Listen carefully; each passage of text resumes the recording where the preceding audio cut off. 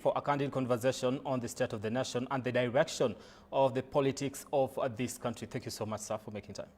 Good morning. Thank you. All right. I want us to start with the issue that is currently rocking the country, and that has to do with the oil scandal. You've called for the cancellation of the G2G, saying that 30 billion shillings is actually profit for individuals that are private and not government. Why is that? Well, G2G means government to government. In an ideal situation, you'd have government bodies in the Middle East doing business with the government bodies in Kenya. For the Middle East situation, it is the way it's supposed to be. The three companies selling oil to Kenya are our government owns. But in Kenya, we should have used the National Oil Corporation or the Kenya Pipeline Company, which are government owned.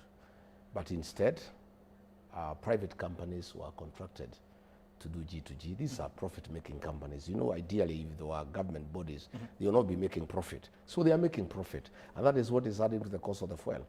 And again, of course, there is a conflict of interest. These companies were not picked competitively. Very senior people, including the president, are part and parcel of these companies. So they sit down and decide the prices for profit. So they cannot make any decision in national interest. The decision is profit-oriented. It is individual interest, and that is where we have a problem. We are saying we need to open the importation of oil to market forces. Because when you open it to market forces, Kenyans will get value for money. Where there is competition, you always get a good deal because companies are competing, and therefore the lowest, the one topping up the least profit will get the tender. So we are calling on William Ruto to put aside personal interests and put national interests ahead as president of Kenya. Okay. And he has to make a decision whether he wants to be president of Kenya or he wants to be a businessman. Okay. You cannot be both. All right. Again, we have also called for the scrapping of the 16% VAT. It was 16, he scrapped up to 8, that is half. We are saying it's not enough, it cannot give sufficient relief to the people of Kenya. Again, we are calling on the removal of the 7 shillings fuel levy that was added. There before it was 18 shillings, it was put 25. This 7 shillings has been used to for securitarization of loans that are hidden, and you have seen in IMF have called for the exposure of hidden loans. Okay. Loans are loans, and they must be reflected in the book so that we know what is the level of indebtedness to this country. So we are having a challenge. I am told that fares have started going up by 20 shillings. Somebody called me yesterday from Ruaka to Nairobi. They were paying 80 shillings, now it's 100 shillings. And I think the real impact of the increase will be felt in the next few days. Okay. And again, we also expect cost of consumer products to go up because most of these products are manufactured by equipment that is diesel driven.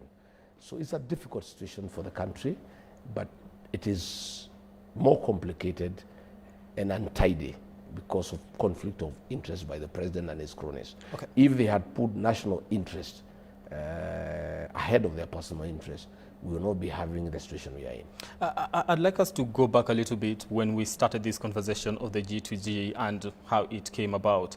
And back then, of course, you're still in office. And when this conversation was happening in regards to the G2G and which companies will actually be in charge of receiving or rather doing the trade, were you part of that conversation? No, I was not.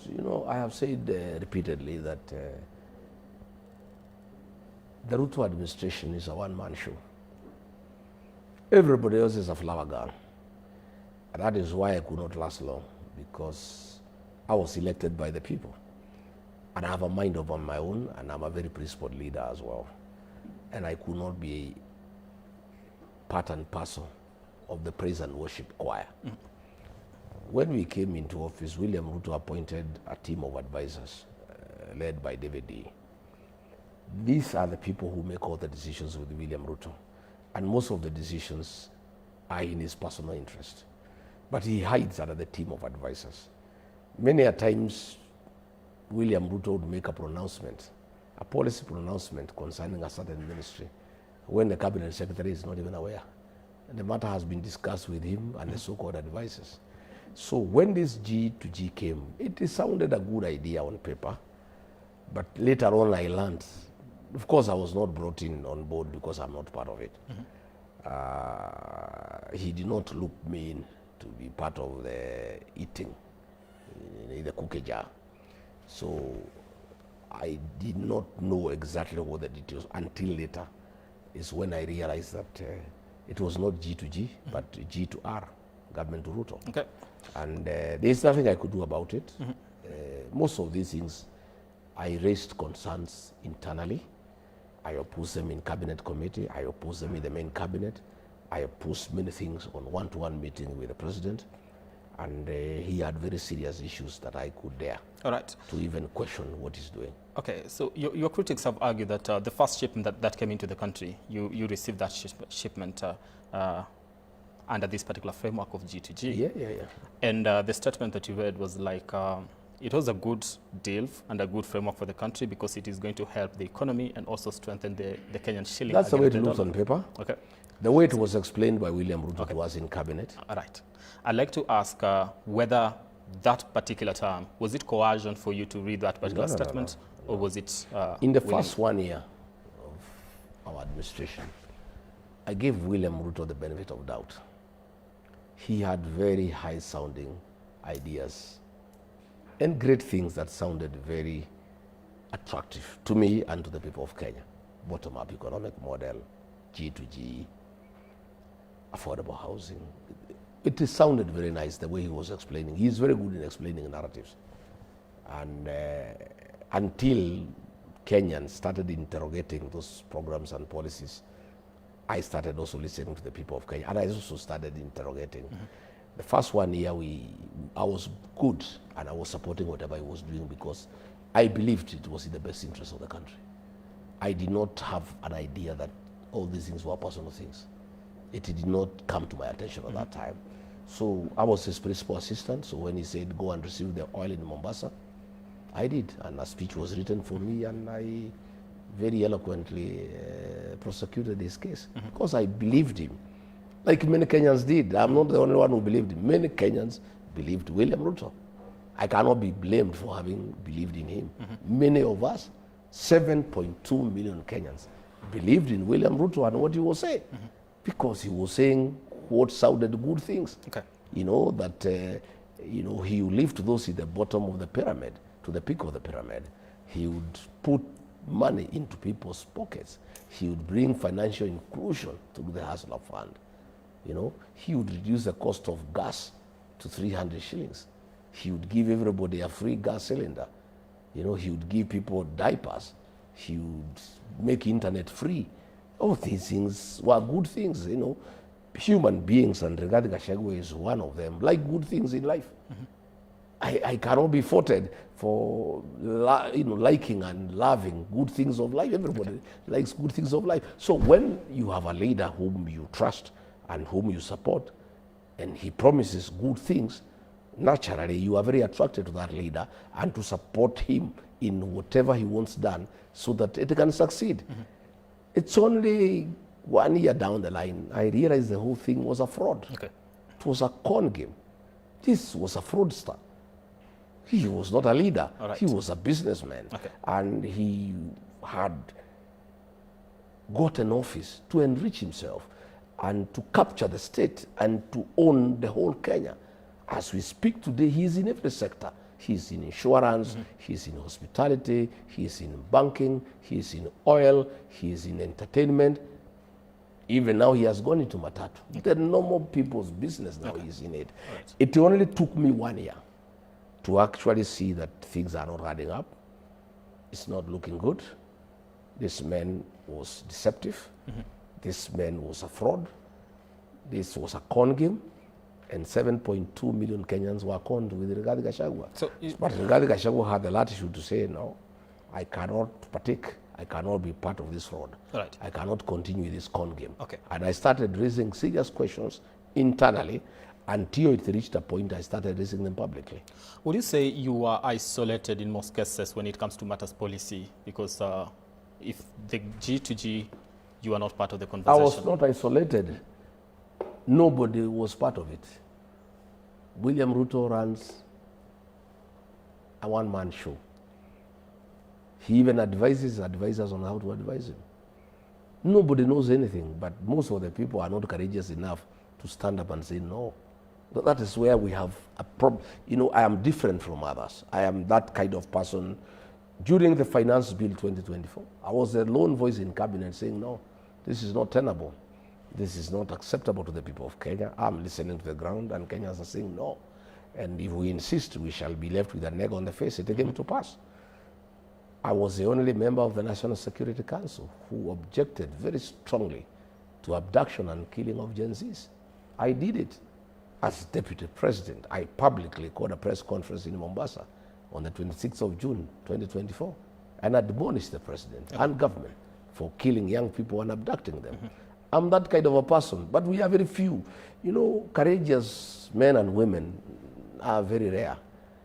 I am among the very few Kenyans who can stand up to a president in office and tell him no. All right. You know, we are few. You know, we had Justin Muturi in cabinet saying no. You know, Methekali Ntuli saying no. There's a few of us, and of course we were asked. You know, he couldn't take no for an answer. He couldn't, you know, imagine, entertain any, anybody with a divergent opinion. His word is law. Is final. He's president. Okay. What he wants must be done. It must happen, whether it's right or wrong, whether it's against public interest, whether Kenyans are crying, whether Kenyans are opposed to it. He doesn't care. And that is why we now have a police state where goons have taken over the country, All right. where police have gone rogue, where the criminal justice system is being used to clamp down on dissent. All right. And that's the situation we are in. We'll be coming into the issue to do with goons and police brutality, of course, in a few. But one of the companies that you mentioned linked to President William Ruto in the issue to do with oil is suing you for defamation. I have not been served. I heard about it, but nobody has served me, so I don't want to comment. Nobody has served me. Court matters. If you want to sue somebody, you serve him. If I've not been served, I'm not aware of any court case. I've just heard people talking about it in social media. I don't deal with rumors on social media. If anybody wants to sue me, you serve me. Then my lawyers will go to court and defend me. All right. But will you still stand by the words that you used in terms of I am very clear. accusations? You have never heard me say I've been misquoted. I am a very meticulous leader. I don't just talk. I have a lot of information. And going forward, Kenyans will hear more. I have been very reluctant to spill most of these beans because it can bring the country down. And I'm a very patriotic Kenyan, and I would have wanted a situation where we face William Ruto in the next election and replace him with somebody else. And if all things go well, I think I should be that person. What is happening if we bring it to light? We may not be able to get to 2027. How bad is the situation? The situation is very it bad, will and I bring think the where country we to a have reached standstill? now, I think where we have reached now, we need to tell Kenyans more. Like when you look at this SHA, it's the biggest scandal in the history of independent Kenya. A system to run SHA was bought at 104 billion, when the actual system only cost them 1 billion. So Ruto, Duale and company have pocketed at 103 billion. It's such a monumental scandal in the history of independent Kenya. There is a company that is domiciled in Dubai, and they are receiving every second of the month 600 million towards the payment of the system. As we speak today, SHA owes about 98 billion. The defunct NHIF, pending claims by faith-based institutions, pending claims by other Kenyans, and SHA is not able to pay. I heard yesterday President say they'll pay 13 billion.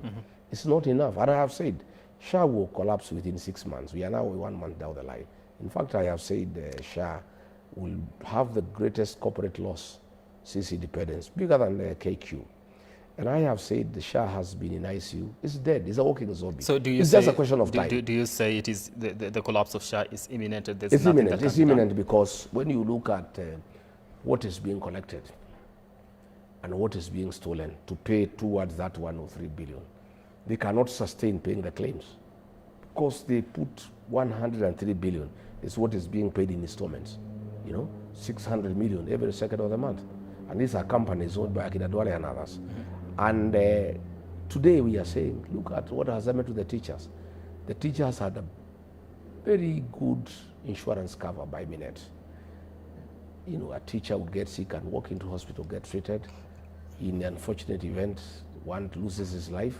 We had the last payment, where you get house, you get final expenses for burial.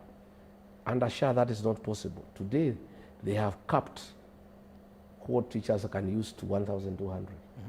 1,200 cannot get anybody treatment in Kenya. It's treating teachers with such indignity.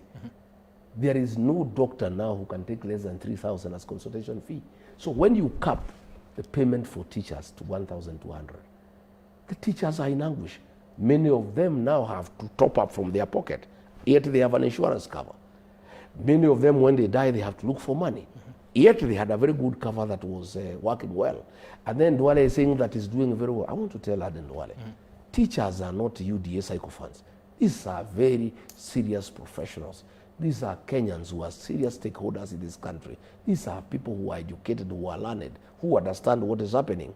And I would like to ask Duale, teachers have asked me this morning to ask him, where is the IT system that is backing SHA?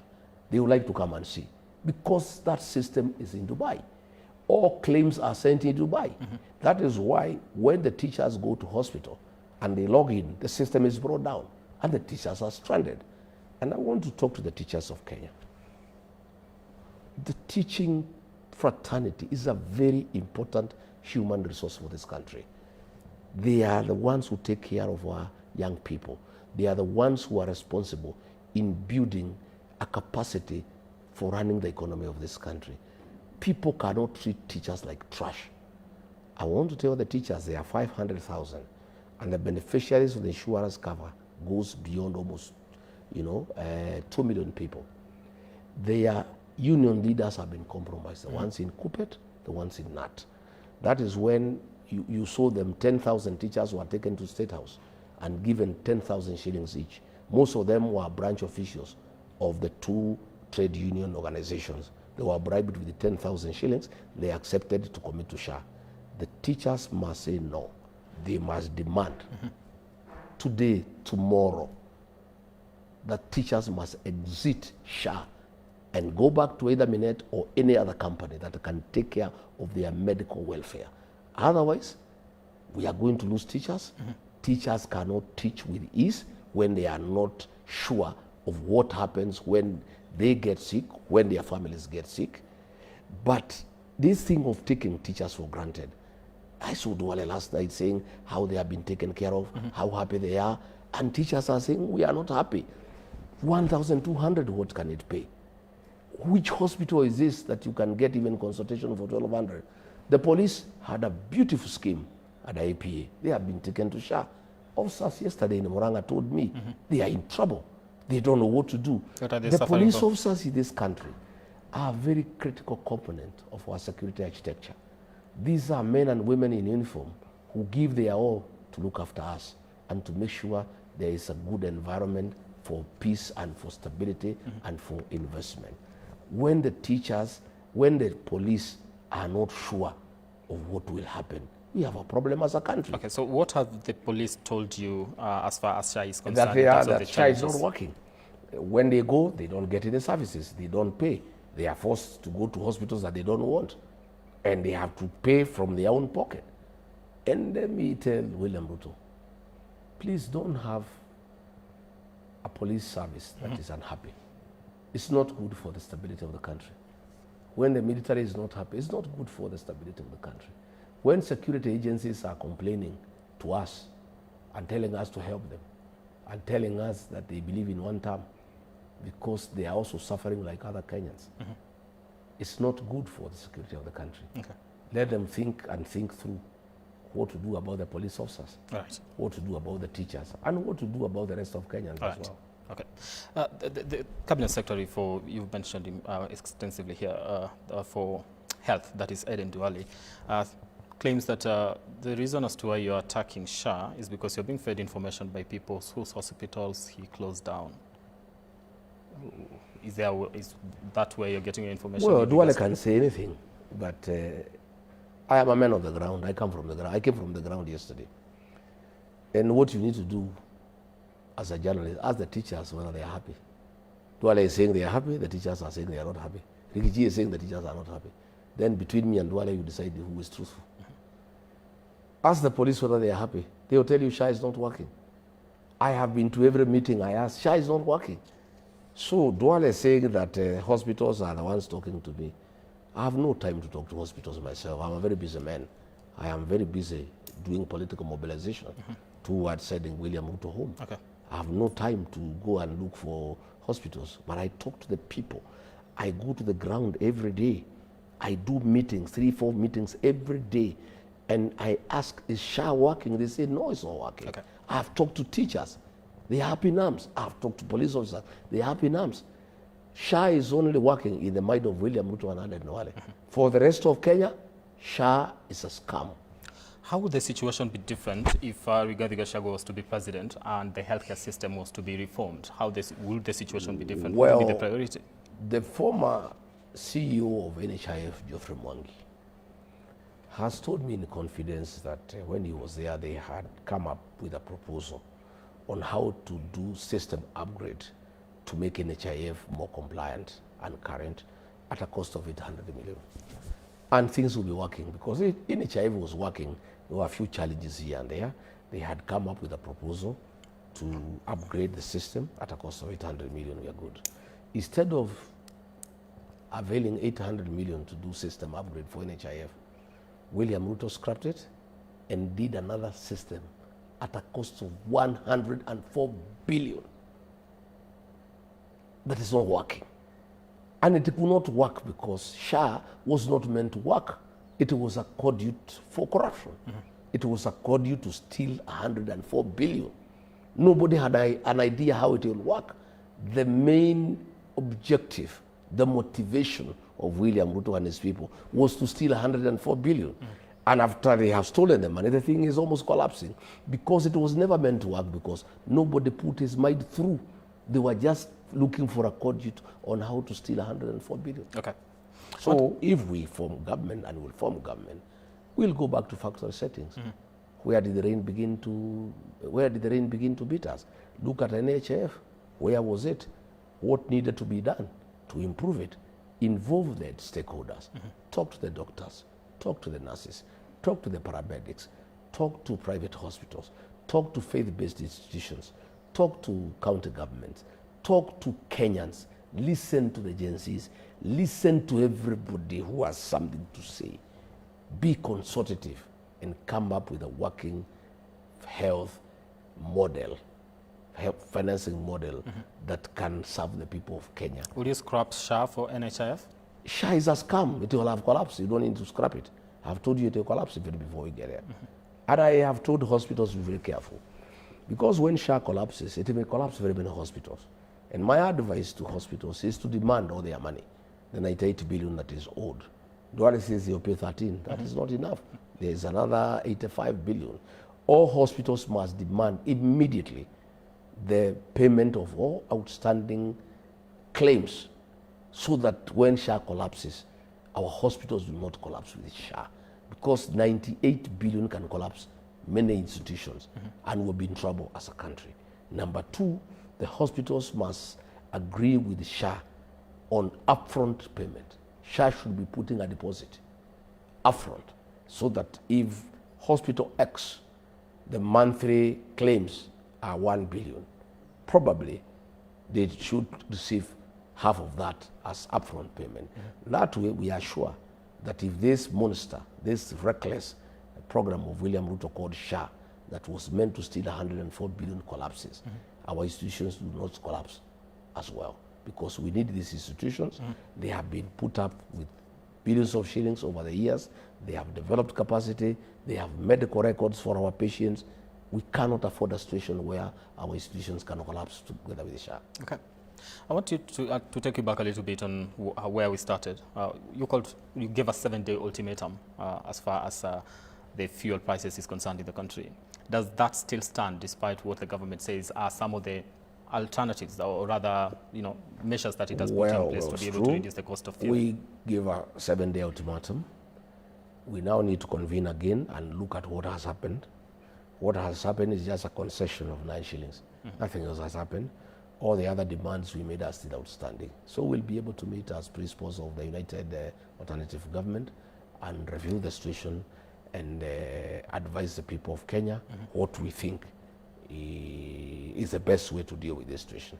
Again, the final decision is the people of Kenya. We as leaders can only make a recommendation as to what we think should be done. Okay. So we'll be having that meeting to review the situation and then engage the people of Kenya on the way forward. Okay.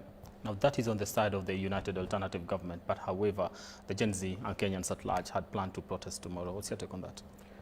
The Gen Zs are a jewel for this country. They are wonderful children. I love them with my heart. I pray for them, I care for them. They are the savior of this country. And I've told the Gen Zs, your courage and determination to liberate your country is a blessing to our country. And I have told the Gen Zs, they have done very well in terms of creating awareness on the smartphone, but they must move to the next stage. The real transformation of our country will take place on the ballot box on the 10th of August next year. The Gen Zs are tribeless. They cannot be compromised by anybody. They are so principled. They are the most dependable voting bloc that we have as a country. I therefore want to take this opportunity to appeal to them to acquire the tools of change. The tools of change in this matter is the ID and the vote, so that they can participate in next year's general election in bringing a meaningful change to this country and protecting the vote. The Gen Zs are smart enough. I'm sure they'll have a way of announcing the presidential results before midnight on the same day. These are wonderful kids. They are so talented. Okay. God has given them wisdom and, unquantifiable talent that should be useful to this country. If the Gen Zs decide outside our outfit that they want to take to the streets, they have my blessings, because I think they are wonderful children. All I need to do is to ask William Ruto and Kindiki and Murkomen and the others. If these wonderful kids decide in their wisdom to come out to protest against fuel hike and unreasonable prices, please don't kill them the way you did the other time. These are our children.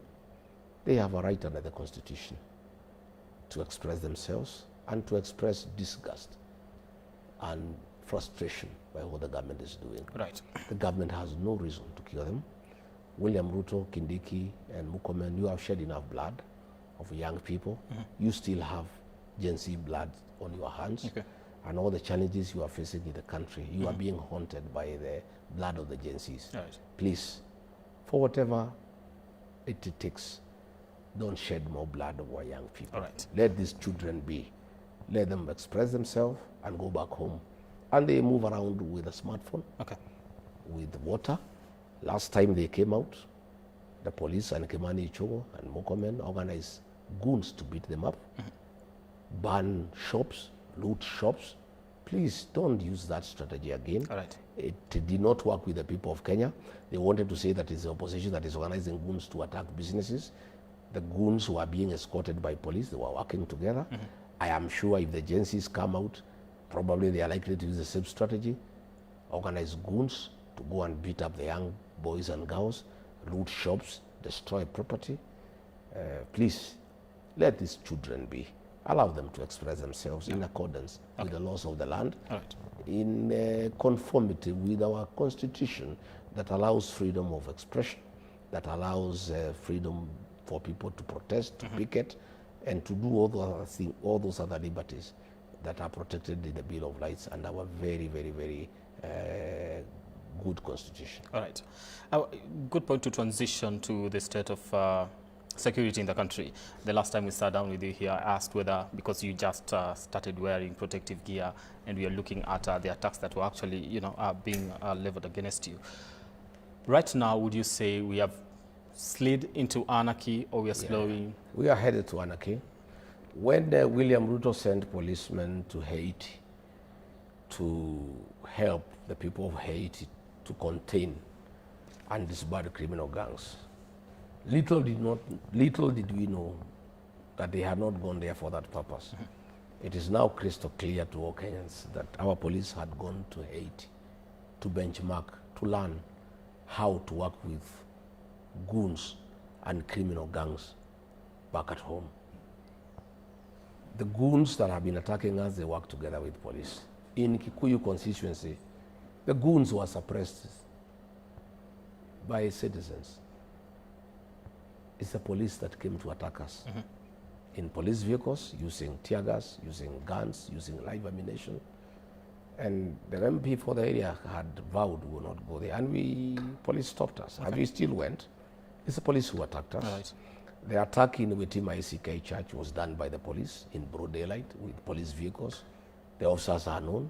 William Ruto has said they should not be prosecuted. This is a country of goonism, and Kipchumba Murkomen and P.S. Lemodomoro are the real goons. In fact, when I came from the US, it is Murkomen who paid Nairobi MPs to get goons to attack me from the airport. So when I hear him talking about goons that they are brought by politicians, he's just playing around with the minds of Kenyans. It's under Kipchumba Murkomen that goons are part of the National Police Service. Okay. And I'm told that they want to make the country ungovernable and to suppress voters in areas that are not very friendly to William Ruto, so that people can fear to go and vote. That was my question would have been, what does the government gain by organizing goons against opposition politicians? They think, what has happened, like people like Kimani Ichung'wah, they have been cheating Ruto that he is very strong in Kikuyu. So a successful meeting in Kikuyu with 40,000 people exposes him. Last night, Aden Duale was threatening that I should not be allowed to go to Garissa. And all those who take me to Garissa should be beaten up. As we speak, police have not asked him to write a statement. This is a cabinet minister threatening a Kenyan leader with violence. Aden Duale is the most unpopular leader in northern Kenya. They have been cheating William Ruto that the people of northern Kenya are his supporters. Okay.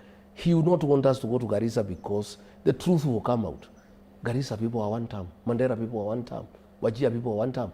When William Ruto was in Mandera, immediately he finished speaking, the whole town burst into one-term shouts.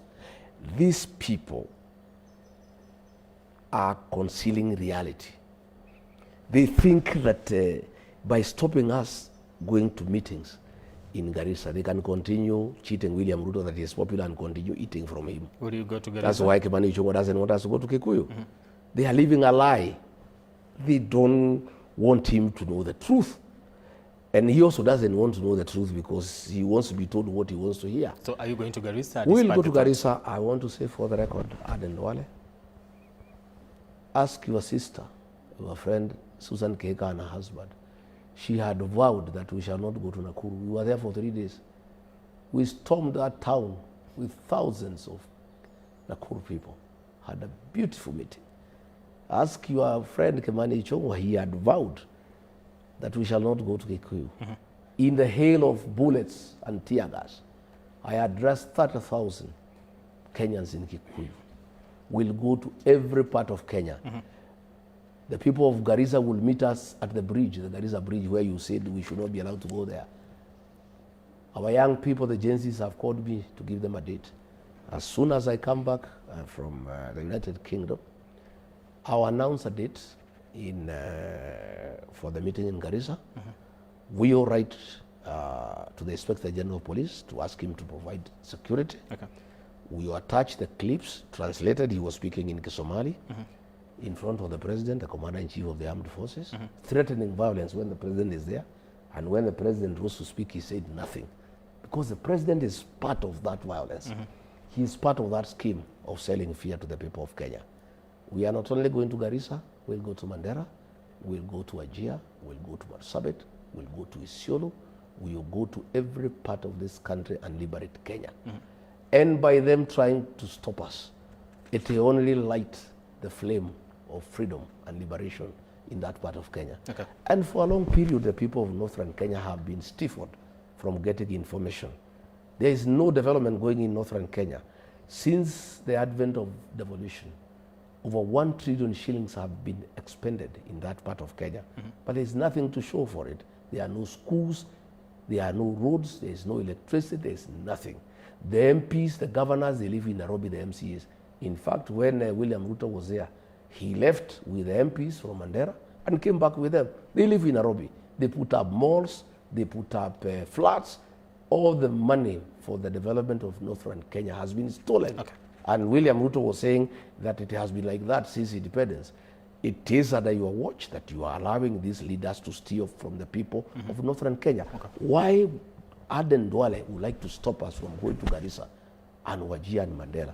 He doesn't want us to go and present facts to these people of how their money has been stolen by their leaders, on why they are not having development, on how much money has been allocated to them, but this money has been stolen to their leaders. But I want to tell Aden Duale, you are late. You cannot stop us from going to Garissa. You cannot stop us from going to Mandera. You cannot stop us from going to Wajir. The people of northern Kenya are Kenyans. They deserve to hear from leaders who are truthful and who care for them. The people of northern Kenya have invited me to go to Garissa, to Wajir, to Mandera. Garissa, I'm coming. Wajir, I'm coming. Mandera, I'm coming. And the people of those areas will protect me. They'll protect me the way the people of Kikuyu protected me, Okay. the way the people of Nakuru protected me. You can use militia to fight us, you can use police to fight us, but God and the people of Garissa will take care of us, and I'm sure we'll have a very successful meeting. And that will be the turning point on the politics of northern Kenya. It will be the turning point. We'll have a very candid conversation with the people of northern Kenya as to why they suffer underdevelopment, as to why they suffer malnourishment, Okay. as to why they die from hunger, as to why they have no water, All right. as to why they have no hospitals, as to why children, mothers die during childbirth, as to why so much money has been given to that area and there's nothing to show for it. Okay. We'll have that conversation. So I'd like to understand, is it the DCP party with Rigathi Gachagua going to No, Northern no. Kenya, or the United Alternative Opposition. Okay. We move as a pack. We move together. The United Alternative Government is one. Once in a while we go different ways, but many times we go as a team. Northern Kenya is very important to us as the alternative government, and the people of Northern Kenya need to hear from Rigathi Gachagua. They need to hear from Kalonzo Musyoka. They need to hear from Fred Matiang'i. They need to hear from Eugene Wamalwa, Justin Muturi, Martha Karua. They need to hear from us, all of us. Okay. We do care about Northern Kenya, and we are going to come there as a team. And we'll not be in a hurry. And let Duale do whatever he wants to do. Okay. If he wants to kill us in Garissa, let him go ahead. All right. At least it's good that if anything happens to any of us, now that he is on record, threatening us with violence in front of President William Ruto, if anything happens to any of the leaders from the United Alternative Government, Aden Duale will be held accountable, All right. and he'll pay for it. Okay, I get that. I want us to transition a little bit before we wind up on the issue to do with 2027 elections and the exercise that is currently happening as far as voter registration is concerned. 2 weeks ago, I sat down with one of the principals in the United Alternative Government, that is Martha Karua, and she did not express confidence when it comes to the IEBC to conduct a free and fair election. I don't know. What is your take on that? Well, the IBC has challenges. Obviously, it is biased. The chairman, Ethicon, was an attorney of Joseph Danok, the deputy chief of staff of William Ruto. He has been having meetings with Akina Sudi and Akina Ntutu in Serena Mara and others. He has been refusing to meet us. He has refused. We set up teams to start interrogating the process. What kind of feedback have you gotten when you tried to have a No, sit down? we went to see him and he was very warm, but after that he was summoned by William Ruto and told to stop engaging us. But we'll force the engagement. The people of Kenyans will force engagement. If they don't make the process right, we'll ask Kenyans to occupy IBC across the country. What conversation do you want to have with the chair? On the process, we want to discuss the process, the IT system, the voters register. We want to agree how it will be audited. We want to know why they are not having enough machines to register people. We want to discuss the process. The process of elections is as important as the outcome. So we want to walk along because we are stakeholders. But he is a face if he doesn't want to engage us. We are going to force that engagement. If he doesn't want to meet the principals, we will go to IBC with the people of Kenya. We'll go there, all of us. We'll walk there with the agencies and everybody. And we'll ask them to occupy the IBC offices across the country. Nobody can steal an election from the people of Kenya. The people of Kenya have made a very serious decision of the kind of government they want. And IBC will not stop the people of Kenya of getting the government that they want. They will be forced to do things the right way by the people of Kenya.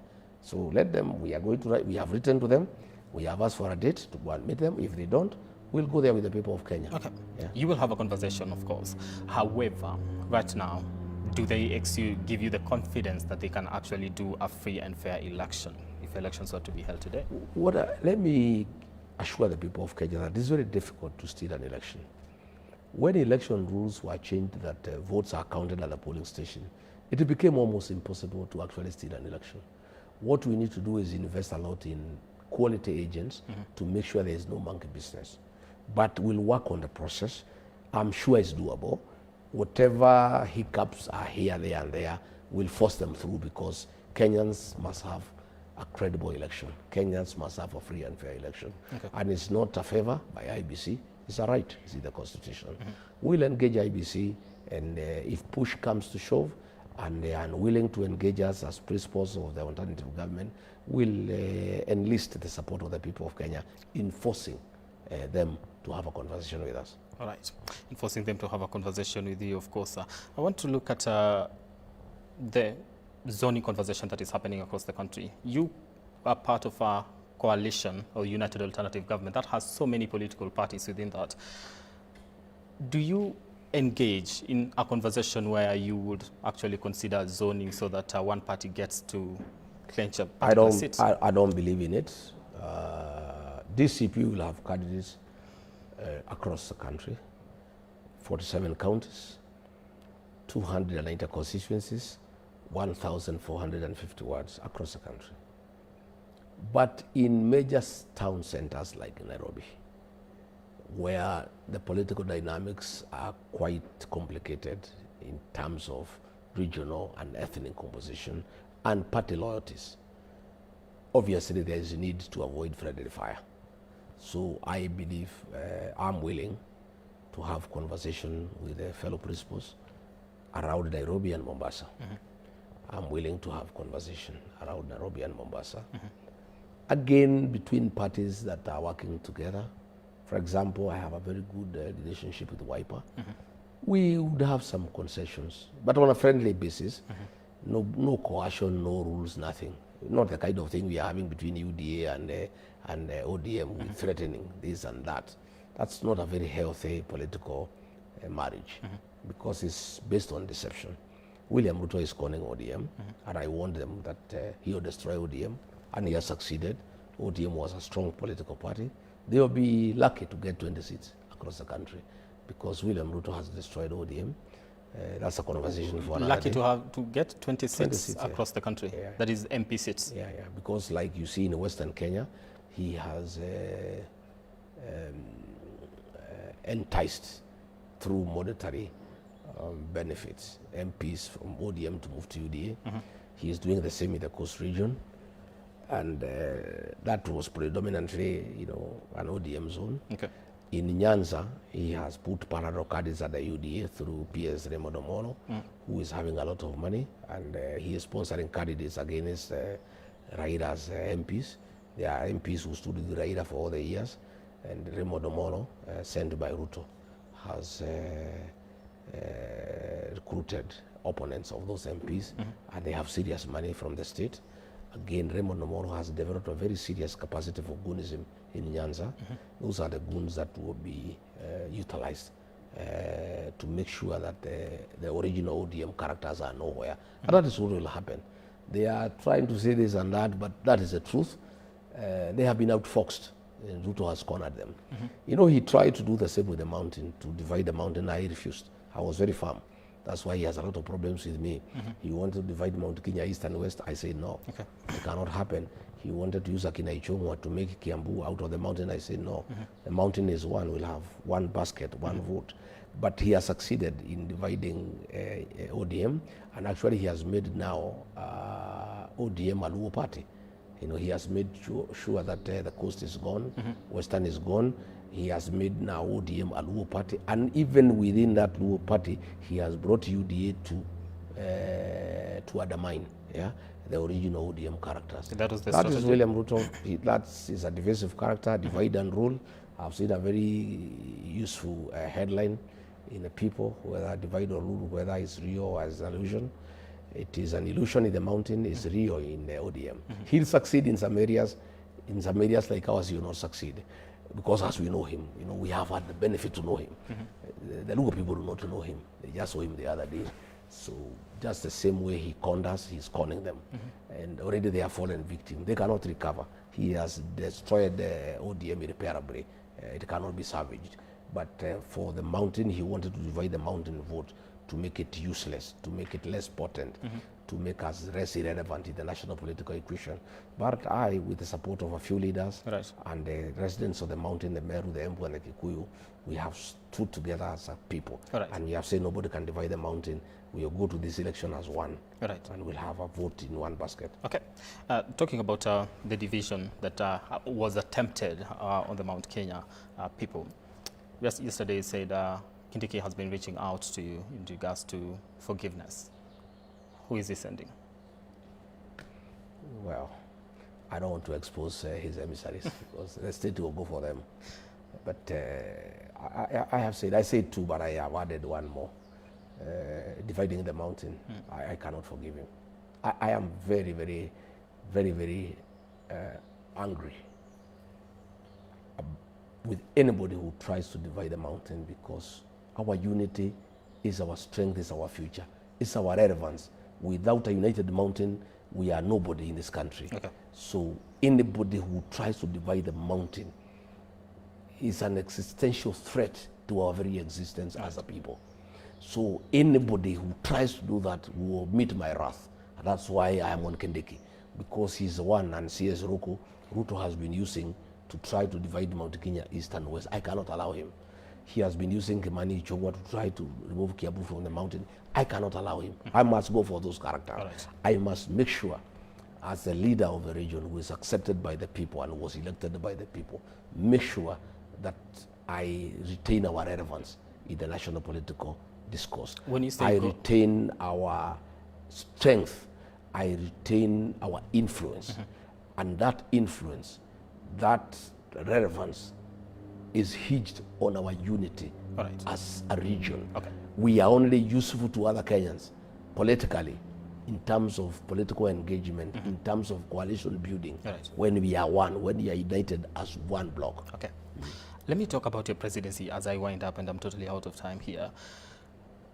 Has your philosophy when it comes to matters leadership changed over time, ever since you are impeached right now that you seek to be the next president of the Republic of Kenya? Has it changed? Well, I'm a people-based person. I'm a better leader, obviously. I have more experience. I have engaged Kenyans more from a position of down when I'm one of them, because I hold no position in this country. So my conversation with the people of Kenya is very free and real, because they are not intimidated by any position. So it's very truthful. That's why you see what I say in Kenya passes, because I get it real, raw from the people of Kenya, because I am just an ordinary Kenyan. I engage Kenyans freely. They don't fear me. They don't hide anything from me. They tell me as it is.